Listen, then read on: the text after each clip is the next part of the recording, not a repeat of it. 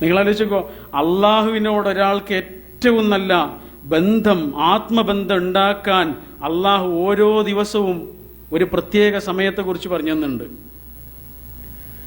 ഏതാണ് ആ സമയം? രാത്രിയുടെ അന്ത്യയാമം. ആ സമയത്ത് എനിക്കെന്താണ് പണി? ഞാൻ നിങ്ങളെ പറ്റി ഒന്നും പറയുന്നില്ല. എനിക്കെന്താ പണി? ഏറ്റവും പ്രീഷ്യസ് ആയൊരു സമയം, അള്ളാഹുവിന് നമ്മളോട് ഏറ്റവും അടുപ്പം തോന്നുന്ന ഒരു സമയം. എന്നോട് എന്താണോ എൻ്റെ അടിമ ആ നേരത്ത് ചോദിക്കുന്നത്, ഞാൻ അവന് കൊടുക്കും. എന്നോട് അവൻ പശ്ചാത്തപിക്കുന്നുണ്ടെങ്കിൽ, ആ സമയത്ത് ഉണർന്ന് അവൻ എന്നോട് തൗബ ചെയ്യുന്നുണ്ടെങ്കിൽ, ഞാൻ അവന് വാരിക്കോരിയത് കൊടുക്കും. അവൻ എന്നോട് എന്താണോ ആവശ്യപ്പെടുന്നത്, ഞാൻ അവനത് ചൊരിഞ്ഞു കൊടുക്കും. ഹദീസാണത്, ഇമാം തിർമിദി ഉദ്ധരിച്ചൊരു ഹദീസ്. അത്രയും വിലപിടിപ്പുള്ളൊരു സമയം നമ്മുടെ ദിവസത്തിലെ നമ്മുടെ ജീവിതത്തിലെ ഓരോ ദിവസത്തിലും അല്ല തരുന്നുണ്ട്. എന്നിട്ട് നമ്മൾ ആ ബന്ധം ഉണ്ടാക്കിയെടുക്കുന്നുണ്ടോ? ഞാൻ എന്നെ കുറിച്ച് ആലോചിച്ചാൽ മതി, നിങ്ങൾ നിങ്ങളെ കുറിച്ചും ആലോചിച്ചാൽ മതി. എൻ്റെ കയ്യിലൊരു പുസ്തകമുണ്ട്. ഈ പുസ്തകത്തിന്റെ പേര് പുലർക്കാല യാമങ്ങളിൽ നിന്നാണ്. ഈ പുസ്തകത്തിൽ മുഴുവനായും പറയുന്നത് അള്ളാഹുവിനോട് ഒരാൾ ഉണ്ടാക്കിയെടുക്കേണ്ട ആത്മബന്ധത്തെക്കുറിച്ചാണ്. അതിന് അദ്ദേഹം പേരിട്ടത് പുലർക്കാല യാമങ്ങളിൽ. ആ നേരമാണ് അള്ളാഹുവിനോട് ഒരാൾക്ക് ഏറ്റവും നല്ല ആത്മബന്ധം ഉണ്ടാക്കിയെടുക്കാൻ പറ്റിയ സമയമാണ്. ഇംഗ്ലീഷിൽ ഇറങ്ങിയ ഒരു പുസ്തകമാണിത്, ഇൻ ദ ഏർലി അവേഴ്സ്. അതാണ് ആ പുസ്തകത്തിന്റെ പേര്. മലയാളത്തിലെത്തിയ പുസ്തകം. എന്ന് പറഞ്ഞാൽ ഓരോ ദിവസവും ഓരോ നേരത്തും അള്ളാഹിനോടുള്ളൊരു ബന്ധമുണ്ട്. ആ ബന്ധം എങ്ങാനും ഒരാൾക്ക് നേടാൻ കഴിഞ്ഞാൽ, ആ ആത്മബന്ധത്തിന്റെ സൗഭാഗ്യം എങ്ങാനും ഒരാൾക്ക് അനുഭവിക്കാൻ കഴിഞ്ഞാൽ, പിന്നെ അയാളുടെ ജീവിതത്തിൽ അനുഭവിക്കുന്ന ഒരു സുഖമുണ്ട്. പ്രാർത്ഥന കൊണ്ട് അയാൾ അനുഭവിക്കുന്ന ഒരു അഭയമുണ്ട്. അത് വാക്കുകൾ കൊണ്ട് വിശദീകരിക്കാൻ കഴിയില്ല. അനുഭവസ്ഥരിങ്ങനെ പറയണത്. കാരണം കൂടെയുള്ള ഒരാളാണ് തിരിച്ചറിയണേ. പിന്നെ നമ്മൾ ഒറ്റക്കാവോ? കൂടെയുള്ള ഒരാളെ നമ്മൾ തിരിച്ചറിയുമ്പോൾ പിന്നെ നമ്മൾ ഒറ്റക്കാവോ? ജീവനാഡിയേക്കാൾ അടുത്തിരിക്കുന്ന ഒരാൾക്ക് മനസ്സിലാകുമ്പോൾ, ഉണ്ട് എന്നാണ് തിരിച്ചറിയുമ്പോൾ, പിന്നെ അയാൾക്ക് എവിടെ പേടി? ഒരു പേടിയുണ്ടാവില്ല. പ്രാർത്ഥനയുടെ അഭയം എന്താണെന്ന് എനിക്ക് മനസ്സിലാവും.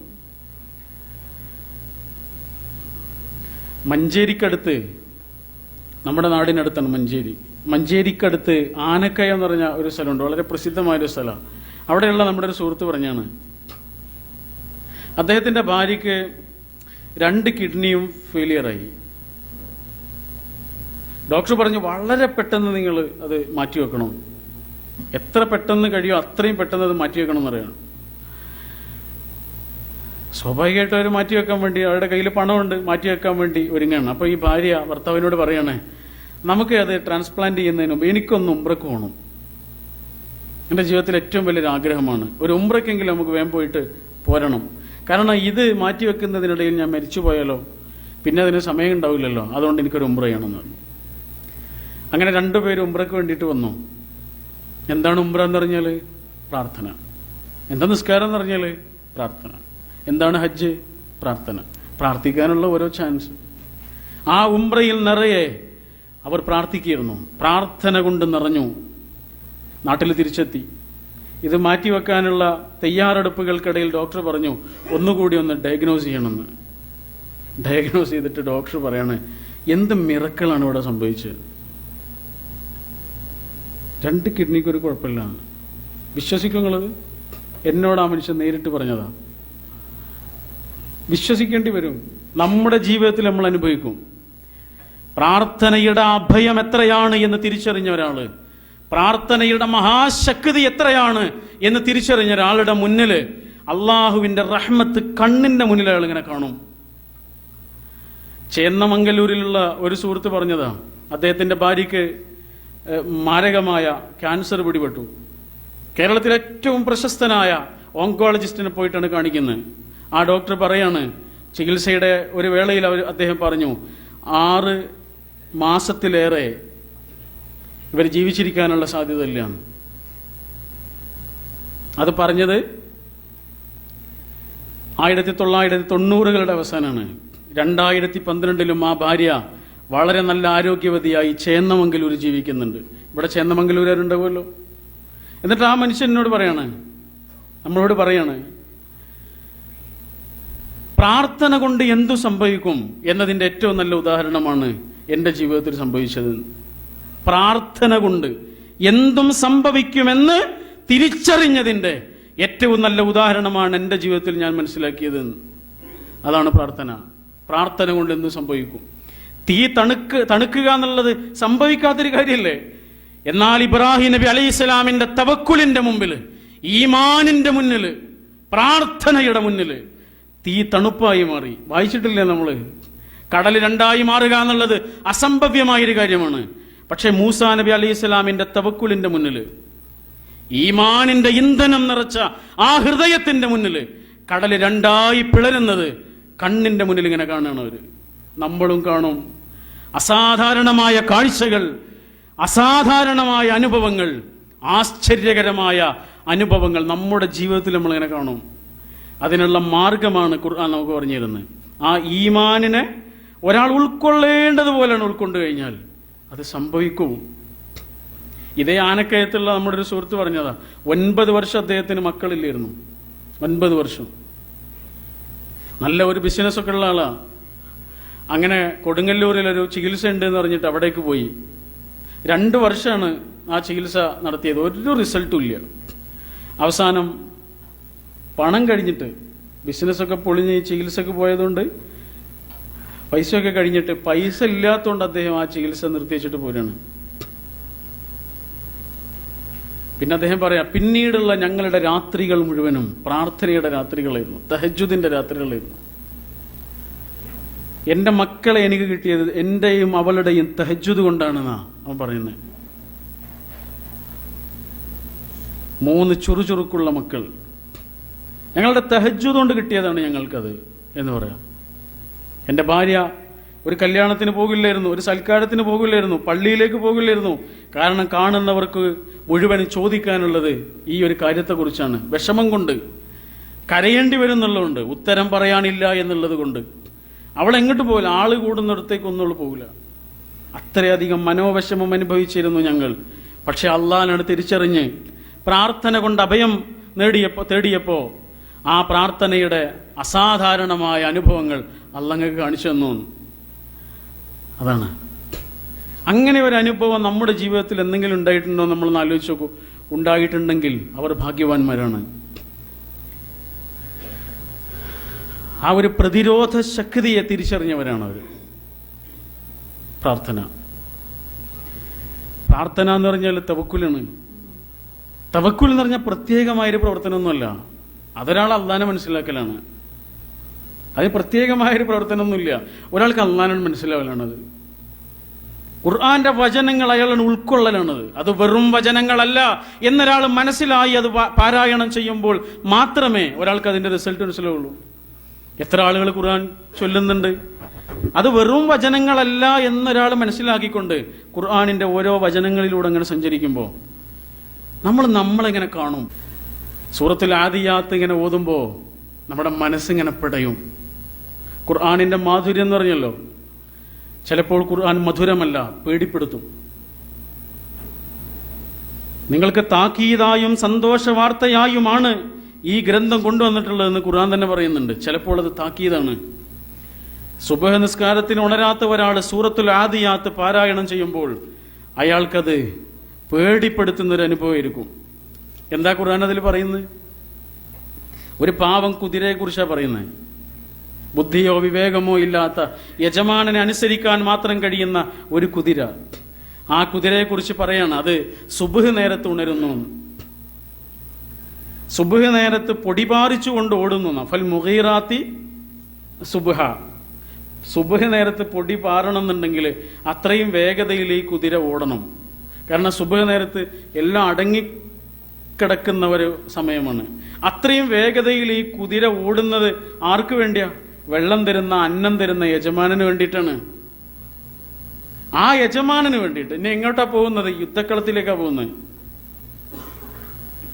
തിരിച്ചു വരുമോ എന്ന് യാതൊരു പ്രതീക്ഷയുമില്ലാത്ത, തല പോകുന്ന യുദ്ധക്കളത്തിലേക്ക് ചെന്നിട്ട് ശത്രുക്കളുടെ നടുവിൽ പോയി നിൽക്കുന്നു. ഇത്രയും പറഞ്ഞിട്ട് പിന്നെ ഖുർആൻ എന്താ പറയുന്നത്? പിന്നെ ആ കുതിരയുടെ കഥയല്ല പറയുന്നത്. പിന്നെ പറയുന്നത്, ഇന്നൽ ഇൻസാന ഇന്നൽ ഇൻസാന ലിറബ്ബിഹി ലകനൂദ്.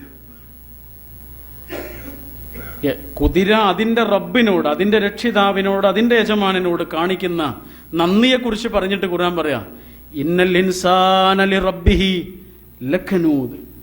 മനുഷ്യനുണ്ടല്ലോ, അവന്റെ രക്ഷിതാവിനോട് നന്ദി കെട്ടവനാണ്. വേറൊന്നും ഖുർആനോട് പറഞ്ഞില്ല. സുബ്ഹ് നേരത്ത് യജമാനന് വേണ്ടി ഉണരുന്ന ഒരു കുതിരയുടെ കഥ പറഞ്ഞിട്ട് ഖുർആൻ പറയാണ് മനുഷ്യൻ നന്ദി കെട്ടവനാണ് എന്ന് പറഞ്ഞാൽ എന്താ? അതേ സുബ്ഹ് നേരത്ത് ഇതേ മനുഷ്യന്റെ യജമാനൻ, അവൻ അന്നം നൽകുന്ന, വെള്ളം നൽകുന്ന, ജീവവായു നൽകുന്ന, അവന് സൗകര്യങ്ങൾ നൽകിയ, സുഖങ്ങൾ നൽകിയ, കിടന്നുറങ്ങാൻ കിടപ്പാടം നൽകിയ, വെയിൽ കൊള്ളാതെ കിടന്നുറങ്ങാൻ വീട് നൽകിയ, മഴ കൊള്ളാതെ കിടന്നുറങ്ങാൻ മേൽക്കൂര നൽകിയ അവന്റെ രക്ഷിതാവിന് വേണ്ടി ആ നേരത്ത് ഉണരാൻ അവനോട് അവന്റെ രക്ഷിതാവ് പറഞ്ഞിട്ടുണ്ട്. അവനിതുവരെ ഒന്നില്ല. ലിഹബ്ബിൽ ഖൈരി ലശദീദ്. കുറച്ച് പണം കിട്ടാനായിരുന്നു അപ്പോൾ ഉണരാൻ പറഞ്ഞെങ്കിൽ ഒരു സംശയമല്ല, അവൻ അന്ന് രാത്രി ഉറങ്ങുന്നില്ല. നമുക്ക് സംശയമുണ്ടോ? ഇല്ല. അതാണ്, ഒരു കണ്ണാടിയുടെ മുന്നിൽ ചെന്ന് നിൽക്കുമ്പോൾ നമ്മളെ കാണുന്നില്ലേ? നമ്മുടെ ശരീരത്തിലെ അഴുക്ക് കാണും, നമ്മുടെ സൗന്ദര്യം കാണും, സൗന്ദര്യം ഇല്ലെങ്കിൽ അത് കാണും, ചെളിപ്പാടുകൾ കാണും, അഴുക്ക് കാണും. ഇതുപോലെ നമ്മൾ കാണും ഖുർആനിലൂടെ ഇങ്ങനെ സഞ്ചരിക്കുമ്പോൾ നമ്മളെങ്ങനെ കാണും? നമുക്ക് അള്ളാഹ് നമ്മളെങ്ങനെ കാണിച്ചു തരും? എവിടെയൊക്കെയാണ് നമുക്ക് പിഴക്കുന്നതെന്ന് കാണിച്ചു തരും, എവിടെയൊക്കെയാണ് നമ്മുടെ പിഴവുകളെന്ന് ചൂണ്ടിക്കാണിച്ചു തരും. അള്ളാഹു നമുക്ക് ഒരു വലിയ ഉത്തരവാദിത്വം തന്ന് പറഞ്ഞയച്ചതാണ്. ആ ഉത്തരവാദിത്വം നിർവഹിക്കുന്നിടത്ത് എവിടെയൊക്കെയാണ് എനിക്ക് വീഴ്ചകൾ സംഭവിക്കുന്നത് എന്ന് എൻ്റെ ഖുർആൻ പാരായണം എനിക്ക് ബോധ്യപ്പെടുത്തണം. അല്ലെങ്കിൽ ആ പാരായണം വെറും ഒരു വായന മാത്രമാണ്. അള്ളാഹു ഉദ്ദേശിച്ച തിലാവത്ത് ആകുന്നില്ല. അത് തിലാവത്ത് എന്ന് പറഞ്ഞ വാക്കിന്റെ അർത്ഥം തന്നെ ശരിക്ക് പിന്തുടരുക എന്നാണ്. ഒരക്ഷരം മറ്റൊരക്ഷരത്തെ പിന്തുടരുന്നോണ്ട് അതിന് വായന എന്നൊരർത്ഥമുണ്ട്. അത്രയേ ഉള്ളൂ. പിന്തുടരുക എന്നാണ് അതിന്റെ അർത്ഥം. ഖുർആൻ തിലാവത്ത് എന്ന് പറയില്ലേ? തിലാവത്ത് എന്ന് പറഞ്ഞാൽ അതാണ്. വശംസി വളുഹാഹ വൽ ഖമരി ഇദാ തലാഹ. എന്താ തലാഹ? തലാ യത്ലു തിലാവത്ത്. വശംസി വളുഹാഹ. സൂര്യൻ തന്നെയാണ് സത്യം, ളുഹാ നേരം തന്നെയാണ് സത്യം, വൽ ഖമരി ചന്ദ്രനെ തന്നെയാണ് സത്യം, ഇദാ തലാഹ അത് സൂര്യനെ പിന്തുടരുമ്പോൾ. അതാണ് വായന എന്നുള്ളൊരു അർത്ഥം കിട്ടാനുള്ള കാരണം ഒരക്ഷരം മറ്റൊരക്ഷരത്തെ പിന്തുടരുന്നുണ്ട്. അപ്പൊ എന്താണ് ഖുർആൻ തിലാവത്ത്? ഖുർആനെ പിന്തുടരലാണത്. ഖുർആനിന്റെ വചനങ്ങൾ ജീവിതത്തിലേക്ക് കൊണ്ടുവരലാണത്. അതാണ് സ്വഹാബികൾ നമുക്ക് കാണിച്ചു തന്നത്. അങ്ങനെയാണെങ്കിൽ അതിലൂടെ എനിക്കും നിങ്ങൾക്ക് ഉൾക്കൊള്ളാനുള്ള ഏറ്റവും വലിയ പാഠം ഈമാനിന്റെ സുദൃഢമായൊരു അനുഭവവും ആ അനുഭവത്തിൽ നിന്ന് പ്രതീക്ഷ നിറഞ്ഞൊരു ജീവിതവും അള്ളാനെ മനസ്സിലാക്കലുമാണ്. അള്ളാനെ മനസ്സിലാക്കുക എന്നൊരു അനുഭവം ഒരാൾക്ക് ഉണ്ടാകുമ്പോൾ അത് മനസ്സിലാക്കി കഴിഞ്ഞാൽ പിന്നെ അയാളുടെ ജീവിതത്തിൽ ഉണ്ടാകുന്നതാണ് ബാക്കിയൊക്കെ. ആ ദുആ, അതാണ് ദുആ എന്നത് അവസാനമുള്ളൊരു അഭയമൊന്നുമല്ല, കൂടെയുള്ള അഭയമാണ്. ആവശ്യം വരുമ്പോൾ മാത്രമുള്ള വിളിയൊന്നല്ല, അല്ലാത്തപ്പോഴുള്ളൊരു വിളിയാണത്. സങ്കടങ്ങളിൽ മാത്രമുള്ളൊരു വിളിയല്ലത്, സന്തോഷങ്ങളിലും അയാൾ വിളിച്ചുകൊണ്ടിരിക്കും. ആ ദുആ അയാളുടെ കൂട്ടുകാരനായിട്ട് മാറുന്നു. സുബ്ർ എന്ന പദം വിശുദ്ധ ഖുർആൻ 93 ആയത്തുകളിൽ 103 പ്രാവശ്യം പറഞ്ഞു തന്നിട്ടുണ്ട്. സുബ്ർ വ്യത്യസ്തങ്ങളാണത്. വതവാസൗ ബിൽ ഹഖി വതവാസൗ ബിസ്സുബ്ർ എന്ന് പറഞ്ഞുണ്ട്. വൽ അസ്ർ എന്ന് തുടങ്ങുന്ന അധ്യായം എന്താണ് അവിടെ പറഞ്ഞത്? വതവാസൗ ബിൽ ഹഖ്, സത്യം പരസ്പരം വസിയത്ത് ചെയ്യുന്നിടത്ത് അങ്ങനെ ഒരാൾ ചെയ്യുന്നുണ്ടെങ്കിൽ അതിന്റെ കൂടെ അല്ലാഹ് പറയാം വതവാസൗ ബിസ്സുബ്ർ. അയാൾ സുബ്റിനെ കുറിച്ചും പറയേണ്ടി വരും. വിളിച്ചോരെ തന്നെ പിന്നെയും വിളിക്കേണ്ടി വരും. പറഞ്ഞത് തന്നെ അയാൾക്ക് വീണ്ടും പറയേണ്ടി വരും. പറഞ്ഞവരോട് തന്നെ പറയേണ്ടി വരും. പിന്നെയും പിന്നെയും ചെന്ന് ഫ്ളാറ്റുകളിൽ അയാൾ കയറിയിറങ്ങേണ്ടി വരും. വിളിച്ചവരെ വീണ്ടും വീണ്ടും അയാൾക്ക് വിളിക്കേണ്ടി വരും. സത്യം പറയണമെന്നുണ്ടെങ്കിൽ, സത്യത്തിലേക്ക് ക്ഷണിക്കണമെന്നുണ്ടെങ്കിൽ, വെളിച്ചം പ്രസരിപ്പിക്കണമെന്നുണ്ടെങ്കിൽ അയാൾ സുബ്ർ കാണിച്ചേ മതിയാകൂന്ന്. ആ സുബ്റാണ് അയാൾക്ക് പ്രതീക്ഷയാണ്. നേരത്തെ നമ്മൾ പറഞ്ഞല്ലോ, സുബ്ർ എന്ന് പറഞ്ഞാൽ അയാൾക്ക് വരാനിരിക്കുന്നൊരു നന്മയെ പ്രതീക്ഷിക്കലാണ്. ഇത് അള്ളാഹുവിൽ ഈമാനില്ലാത്ത ഒരാൾക്ക് കിട്ടൂല, ഒരിക്കലും അയാളത് അനുഭവിക്കൂല. കേരളത്തിലെ വളരെ പ്രസിദ്ധനായൊരു സാംസ്കാരിക പ്രവർത്തകനുണ്ട്, ഒരു ഇടതുപക്ഷ ചിന്തകനുണ്ട്, അദ്ദേഹത്തിന്റെ പേര് പറയാൻ അദ്ദേഹം എനിക്ക് അനുവാദം തന്നതുകൊണ്ട് മാത്രം അദ്ദേഹത്തിന്റെ പേര് പറയാണ്. KEN കുഞ്ഞഹമ്മദ് എന്ന പേരിൽ അറിയപ്പെടുന്ന വളരെ പ്രഗത്ഭനായ എഴുത്തുകാരനും പുരോഗമന കലാസാഹിത്യ സംഘത്തിന്റെ പ്രവർത്തകനാണ്. അദ്ദേഹം ഒരു മുസ്ലിം കുടുംബത്തിലാണ് ജനിച്ചതെങ്കിലും അദ്ദേഹം ദൈവവിശ്വാസിയല്ല. അദ്ദേഹത്തോട് ഒരിക്കൽ ഒരു ഇന്റർവ്യൂ ചെയ്യുന്ന സമയത്ത് ചോദിച്ചു, ദൈവത്തിൽ വിശ്വാസമുണ്ട് എന്നതുകൊണ്ട് നമ്മൾ അനുഭവിക്കുന്ന ഒരു സമാധാനമുണ്ട്. അതൊരു വല്ലാത്ത സമാധാനം തന്നെയാണ്. പക്ഷെ നിങ്ങൾ ദൈവത്തിൽ വിശ്വസിക്കാത്ത ഒരാളാണ്, നിങ്ങൾക്ക് അതുകൊണ്ട് എന്ത് സമാധാനമാണുള്ളതെന്ന് ചോദിച്ചു. വല്ല സമാധാനം ഉണ്ടാവുമല്ലോ, അല്ലെങ്കിൽ ഇപ്പോൾ ഒരാള് ദൈവവിശ്വാസി അല്ലാതാകുമോ? എന്താണ് ദൈവവിശ്വാസി അല്ലാത്തതുകൊണ്ടുള്ള സമാധാനം എന്താന്ന് വെച്ചു. എന്തൊരു ചോദ്യം ചോദിച്ചാലും വളരെ പെട്ടെന്ന് ഉത്തരം പറയുന്ന ഒരാളാണ് അദ്ദേഹം. അത്രയും നല്ല പ്രതിഭയുള്ള ഒരാളാണ്. പക്ഷെ ഈ ചോദ്യത്തിന് അദ്ദേഹം കുറച്ച് സമയമൊന്ന് എടുത്തു. എന്നിട്ട് അദ്ദേഹം പറഞ്ഞു, ദൈവവിശ്വാസി അല്ലാത്തത് കൊണ്ട് എന്താണ് സമാധാനം എന്ന് ചോദിച്ചാൽ ഞാനതിന് ഉത്തരം പറയും, ഒരു സമാധാനവുമില്ല. എന്നിട്ട് രണ്ട് സംഭവങ്ങളാണ് അദ്ദേഹം പറഞ്ഞത്. ഇന്നും ജീവിച്ചിരിക്കുന്ന ഒരാളാണ് അദ്ദേഹം. ഒന്നാമത്തെ സംഭവം, അദ്ദേഹത്തിന്റെ സുഹൃത്ത് കുറ്റ്യാടിയിലെ ഒരു സൂപ്പി മാഷുണ്ട്, കവിയാണ്. ഈ സൂപ്പി മാഷിന്റെ ഒരു കുട്ടി വേറെ 2 കുട്ടികളും കുറ്റ്യാടിപ്പുഴയിൽ മുങ്ങി മരിച്ചു. ഈ കുട്ടിയും ആ കുട്ടിയുടെ 2 സുഹൃത്തുക്കളും. അപ്പോൾ മകൻ മരിച്ച സൂപ്പി മാഷിന്റെ വീട്ടിലേക്കാണ് KEN അദ്ദേഹത്തെ ആശ്വസിപ്പിക്കാൻ വേണ്ടിയിട്ട് ചെല്ലുന്നത്. കുട്ടിയുടെ മയ്യത്തുണ്ട് അവിടെ കിടക്കുന്നത്. KEN പറയാണ്, ഞാൻ സൂപ്പി മാഷിന്റെ കൈ പിടിച്ചു എന്ന്. ഇനി എന്താണ് ഞാൻ പറയേണ്ടത്? ദൈവവിശ്വാസി അല്ലാതായതിന്റെ പേരിൽ ഞാൻ എൻ്റെ ജീവിതത്തിൽ അനുഭവിച്ച ഏറ്റവും വലിയ പ്രതിസന്ധിയുടെ ഒരു നിമിഷമായിരുന്നു അതെന്ന് അദ്ദേഹം പറയാണ്. ഒരു കൊച്ചുകുട്ടിയല്ലേ, പാപങ്ങളൊന്നും ചെയ്യാത്തൊരു കുട്ടിയല്ലേ, അവൻ സ്വർഗത്ത് പോകൂലേ എന്ന് പറയാൻ ഒരു സ്വർഗത്തിൽ ഞാൻ വിശ്വസിക്കുന്നില്ല. ഇതൊക്കെ ജീവിതത്തിലെ പരീക്ഷണങ്ങളല്ലേ, ദൈവത്തിന്റെ പരീക്ഷണങ്ങളല്ലേ എന്ന് പറയാൻ ഒരു ദൈവത്തിലും ഞാൻ വിശ്വസിക്കുന്നില്ല. ദൈവവിശ്വാസിയല്ലാത്തത് കൊണ്ട് ഒരു സമാധാനവും ഞാൻ അനുഭവിക്കുന്നില്ല. അദ്ദേഹത്തിന്റെ മകൻ ഉണ്ട്, ഒറ്റ കുട്ടിയുള്ള അദ്ദേഹത്തിന്, മെനിനോ ഫ്രൂട്ടോ എന്നാണ് ആ കുട്ടിയുടെ പേര്. ആ കുട്ടി സൈക്കിളിൽ നിന്ന് വീണ് വളരെ ഗുരുതരമായൊരവസ്ഥയിൽ ICUയിൽ കിടക്കുമ്പോൾ അദ്ദേഹം പറയാണ്, അദ്ദേഹത്തിന്റെ മുസ്ലിം സുഹൃത്തുക്കൾ അദ്ദേഹത്തെ വിളിച്ചിട്ട് പറഞ്ഞു, KEN ഞങ്ങൾ നിങ്ങളുടെ കുട്ടിക്ക് വേണ്ടി പ്രാർത്ഥിക്കുന്നുണ്ട്. അദ്ദേഹം പറയാം, ഞാൻ പ്രാർത്ഥനയിൽ വിശ്വസിക്കാത്ത ആളാണ്, പക്ഷെ ആ വാക്ക് കേട്ടപ്പോൾ ഞാൻ അനുഭവിച്ചൊരു സമാധാനമുണ്ട്. ദൈവവിശ്വാസം ഉള്ളത് കൊണ്ടൊരു മനുഷ്യൻ അനുഭവിക്കുന്ന ഒരാശ്രയം എത്ര വലുതാണെന്ന് എനിക്ക് അപ്പം മനസ്സിലായി എന്ന്. കാൾ മാർക്സ് ലോകം കണ്ട ഏറ്റവും മനുഷ്യസ്നേഹിയായ ആളുകളിൽ ഒരാളാണ്, ഒരു സംശയമില്ല. ലണ്ടനിലെ ബ്രിട്ടീഷ് ലൈബ്രറിയിൽ ഏറ്റവും ആദ്യം വന്ന് അവസാനം അത് അടച്ചിടുന്നത് വരെ വായിച്ച് പാവങ്ങൾക്ക് വേണ്ടി പൊരുതിയ ഒരു വലിയ മനുഷ്യനാണ് അദ്ദേഹം. അദ്ദേഹത്തിന്റെ ചില വീക്ഷണങ്ങളോടൊക്കെ നമുക്ക് എതിർപ്പുകൾ ഉണ്ടാവാം, പക്ഷെ ആ സേവനങ്ങളെ ചെറുതായി കാണുന്നതിൽ അർത്ഥമില്ല. പക്ഷെ നിങ്ങളൊന്ന് ആലോചിച്ചു, അദ്ദേഹത്തിന്റെ ഒരു കുട്ടി ഉണ്ടായിരുന്നു, മുഷ് എന്നാണ് ആ കുട്ടി അദ്ദേഹം സ്നേഹപൂർവ്വം വിളിച്ചിരുന്നത്. ആ കുട്ടിക്ക് മാരകമായ ക്യാൻസർ വന്ന് ആ കുട്ടി അസുഖം ബാധിച്ച് കിടക്കുന്ന സമയത്ത് ഈ മാർക്സ് ആ കുട്ടിയുടെ അടുത്ത് ഇങ്ങനെ നിൽക്കുകയാണ്. ആ കുട്ടി മരിച്ചു പോകുന്ന നിമിഷം ആ കുട്ടിയുടെ മുഖത്തേക്ക് നോക്കിയിട്ട് അദ്ദേഹം കരഞ്ഞ ഒരു സന്ദർഭത്തെക്കുറിച്ച് പിന്നീട് അദ്ദേഹം എഴുതുന്നുണ്ട്. പാവം എൻ്റെ മുഷ്, അവൻ മരിച്ചുപോയി. അവന്റെ ചെറിയ ശരീരത്തിൽ അവൻ അനുഭവിച്ച വേദന എത്ര വലുതായിരിക്കുമെന്ന് എനിക്ക് ഓർക്കാൻ വയ്യ. അതിലേറെ വലിയൊരു പരീക്ഷണമാണ്. ഞാൻ എൻ്റെ ജീവിതത്തിൽ അനുഭവിച്ച ഏറ്റവും കടുത്ത ഒരു പ്രതിസന്ധിയുടെ നിമിഷമായിരുന്നു അത് എന്ന് പറയുന്നത് വലിയ കട്ടിയുള്ള മഹാഗ്രന്ഥങ്ങൾ എഴുതിയ കാൾ മാർക്സ് ആണ്. അദ്ദേഹം എഴുതി കൂട്ടിയ ഒരു വരി പോലും അദ്ദേഹത്തിന്റെ ജീവിതത്തിലെ വളരെ പ്രതിസന്ധി നിറഞ്ഞ ഒരു നിമിഷത്തിൽ ആശ്വാസമായി അദ്ദേഹത്തിന്റെ മനസ്സിലേക്ക് പെയ്തിലാണ്. ഞാൻ എഴുതി കൂട്ടിയ ഒരു പുസ്തകത്തിലെ വരി പോലും, ഒറ്റ വരി പോലും ആ ഒരു പ്രതിസന്ധിയുടെ സമയത്ത് എനിക്ക് ആശ്വാസമായി തീർന്നില്ല എന്ന് അദ്ദേഹം പറയുന്നുണ്ട്. അവിടെയാണ് നമ്മളെ ഒന്ന് പുനരാലോചിക്കേണ്ടത്. ഈ ഒരു സുഖം നമ്മൾ അനുഭവിക്കുന്നുണ്ടോ? ചെറിയ ചെറിയ വിഷമങ്ങളിൽ പോലും മനസ്സ് തകരുന്ന ആളുകളുണ്ട്. എന്നാൽ വലിയ വലിയ സങ്കടങ്ങളിലും പ്രതിസന്ധികളിലും പോലും മനസ്സിനെ പിടിച്ചിരുത്തുന്ന ആളുകളുണ്ട്. അങ്ങനെയാകാൻ നമുക്ക് കഴിയട്ടെ. അത് ഈമാൻ എന്നൊരു അനുഭവം കൊണ്ട് നമുക്ക് കൈവരുന്ന ഏറ്റവും വലിയ സാന്ത്വനമാണ്. വിശുദ്ധ ഖുർആൻ സൂറത്തുൽ ഹദീദിലെ 21-ാമത്തെ വചനത്തിൽ പറഞ്ഞൊരു കാര്യമുണ്ട്.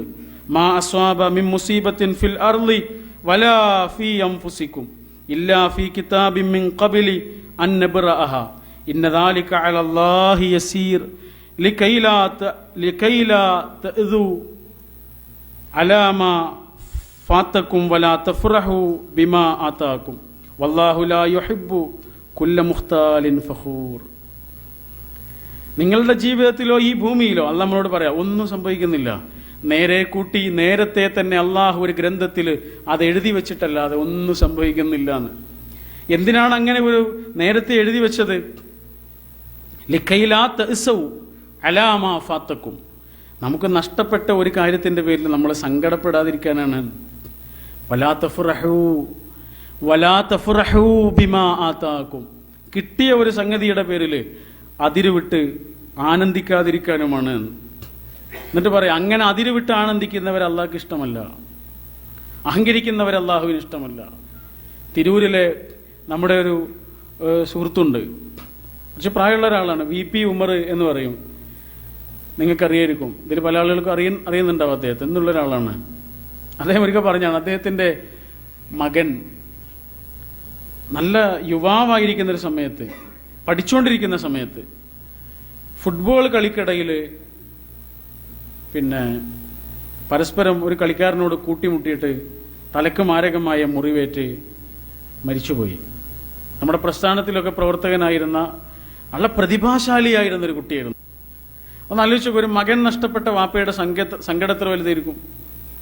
അദ്ദേഹം പറഞ്ഞു, അന്ന് എൻ്റെ വീട്ടിൽ ഒരുപാട് ആളുകൾ വന്നു, കുറേ ആളുകൾ എന്നെ വന്നിട്ട് ആശ്വസിപ്പിക്കുന്നുണ്ട്, പക്ഷെ എനിക്കതൊന്നും ഒരു ആശ്വാസമാവില്ല. അതിനിടയ്ക്ക് NV അബ്ദുറഹ്മാൻ സാഹിബ് വന്നു, അരീക്കോടുള്ള. അദ്ദേഹം പറയാണ്, NV വന്നിട്ട് എന്നോട് ചോദിച്ചു, ഇവിടെ ഖുർആൻ പരിഭാഷ ഉണ്ടോ എന്ന് ചോദിച്ചു. ഉണ്ട് എന്ന് പറഞ്ഞു. എന്നാൽ അതൊന്ന് എടുത്തുകൊണ്ടിരുന്നു. ഞാനത് എടുത്തു കൊണ്ടുവന്നു. എന്നിട്ട് എന്നോട് പറഞ്ഞു, സൂറത്തുൽ ഹദീദ് എടുക്കുമെന്ന് പറഞ്ഞു. ഞാൻ സൂറത്തുൽ ഹദീദ് എടുത്തു.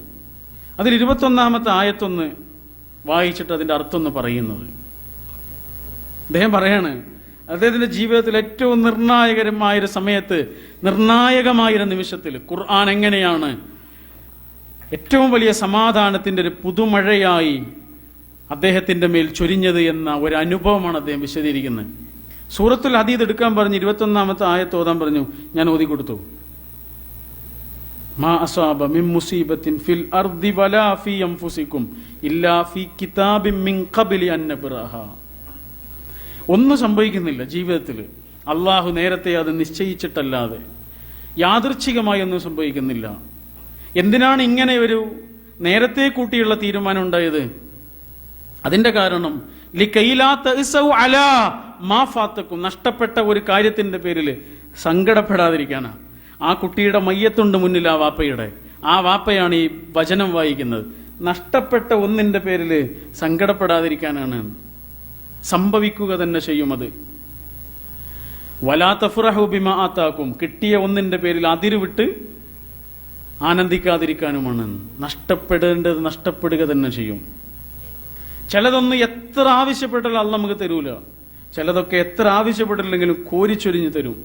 അള്ളാഹുവിന്റെ രീതി അതാണ്. അപ്പൊ ചില ആളുകൾ പറയും, ഞാൻ നന്നാകാത്തിന്റെ കാരണം അല്ലല്ലേ, അല്ല നേരത്തെ കൂട്ടി തീരുമാനിച്ചതല്ലേ. അല്ല, അത് വേറെ കാര്യം. ജീവിതത്തിന് 2 വശങ്ങളുണ്ട്. ഏതാണ് ആ 2 വശം? ഒന്നാമത്തെ വശം, നമുക്ക് യാതൊരു ചോയ്സും ഇല്ലാത്തൊരു വശമുണ്ട്. നമ്മുടെ ജനനം, നമ്മുടെ മരണം, നമ്മൾ ആണാകണോ പെണ്ണാകണോ, വെളുത്തവനാകണോ കറുത്തവനാകണോ, അറബിയാകണോ ഇന്ത്യക്കാരനാകണോ, ജീവിതത്തിലുണ്ടാകുന്ന അപകടങ്ങൾ, രോഗങ്ങൾ, വേദനകൾ, പരീക്ഷണഘട്ടങ്ങൾ, ഇതിലൊന്നും നമുക്കൊരു ചോയ്സും ഇല്ല. അതൊക്കെ അള്ളാഹിന്റെ തീരുമാനമായിട്ട് അങ്ങനെ നടക്കും. എന്നാൽ നമുക്ക് ചോയ്സ് ഉള്ള ഒരു ഭാഗമുണ്ട്. അതേതാണ്? നമ്മൾ എന്ത് പറയണം, എന്ത് പറയണ്ട, എന്ത് ചെയ്യണം, എന്ത് ചെയ്യണ്ട, എന്ത് ധരിക്കണം, എന്ത് ധരിക്കണ്ട, എങ്ങനെ ജീവിക്കണം, എങ്ങനെ ജീവിക്കണ്ട, അത് നമ്മുടെ തീരുമാനമാണ്. ഈ അബൂബക്കർ സിദ്ദീഖ് റളിയല്ലാഹു അൻഹു സ്വർഗത്തിൽ പോയത് അദ്ദേഹത്തിന്റെ തീരുമാനമാണ്. വേണമെങ്കിൽ നരകത്തിലേക്കുള്ള വഴി തെരഞ്ഞെടുക്കായിരുന്നു. അബൂജഹല് നരകത്തിൽ പോയിട്ടുണ്ടെങ്കിൽ അത് അദ്ദേഹത്തിന്റെ തീരുമാനമാണ്. അയാൾക്ക് വേണമെങ്കിൽ സ്വർഗത്തിലേക്കുള്ള വഴി തെരഞ്ഞെടുക്കായിരുന്നു. 2 വഴികളുണ്ടായിരുന്നു മുമ്പിൽ. അതാണ് വഹദൈനാഹുൻ നജ്ദൈൻ എന്ന്. 2 വഴികളുണ്ട് മുന്നിൽ. എന്നിട്ട് ഒരാൾ പറയാണ്, ഞാൻ നന്നാകാത്തിന്റെ കാരണം അല്ലല്ല, അയാളാണ്. സ്വർഗത്തെക്കുറിച്ച് നരകത്തെക്കുറിച്ച് പറയുന്നിടത്തൊക്കെ അല്ല പറഞ്ഞിട്ടുണ്ട്, ബിമാ കസബത് ഐദീകും, നിങ്ങൾ സമ്പാദിച്ചതുകൊണ്ട് അത് നേടിയത്. അല്ലാഹ് അല്ല ഒരാളെ നന്നാക്കുന്നതും അല്ലാഹ് അല്ല ഒരാളെ കേടുവരുത്തുന്നതും, അയാൾ തന്നെയാണ്. ഇന്ത്യൻ പാർലമെന്റ് രൂപീകരിക്കുന്ന സമയത്ത് അതിനെക്കുറിച്ചൊരു ചർച്ച നടന്നപ്പോൾ